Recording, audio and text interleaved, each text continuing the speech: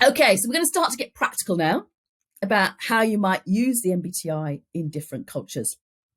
So the top tip here would be to use the first language version where it's available. That research has shown that you're going to get a more reliable result if somebody completes the questionnaire in their first native language. One caveat I would say to that is to give the choice rather than forcing it. I mean, if somebody's been working in a new culture for 20 years, force them to go back to their original native culture, that might not work for them. So ask them which would be most appropriate. I've heard people say, if you think in the language, then it will probably be the best one to use. Of course, there may be countries where there isn't a language version available, and you might have to resort to an English language version or a common language version. And there, some of the later tips I have about making sure people really think for themselves about their type is important.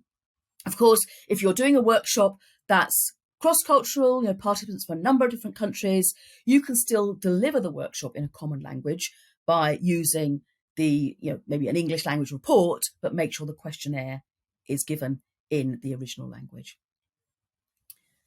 Next tip, and this I think is important wherever you're using MBTI, is to make sure you run a proper feedback session, whether that's a one-to-one session or a group session, that we discover our type by thinking it through for ourselves and using the report as information to consider. The reported type doesn't tell you what your type is. It gives you useful information. So making sure there really is space and allowance for someone to choose their own best fit is important.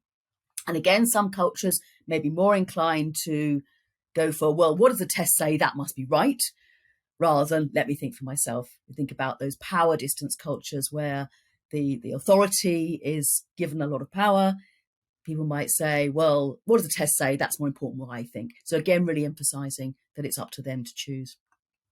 And as you're doing those sessions, make sure your own type examples are culturally applicable and will be understood. So an example that I have when I'm talking about sensing intuition is about differences in cooking.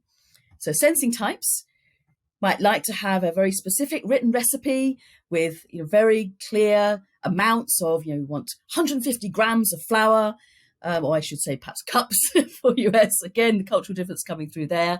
Whereas intuitive types might be more happy with a pinch of this, a handful of that. However, think about cultures where cooking and recipes are not written down, but maybe handed down by example, by observation, and by experience. That example of how recipes are written may not work there. So again, think about how to adapt that example to the local culture.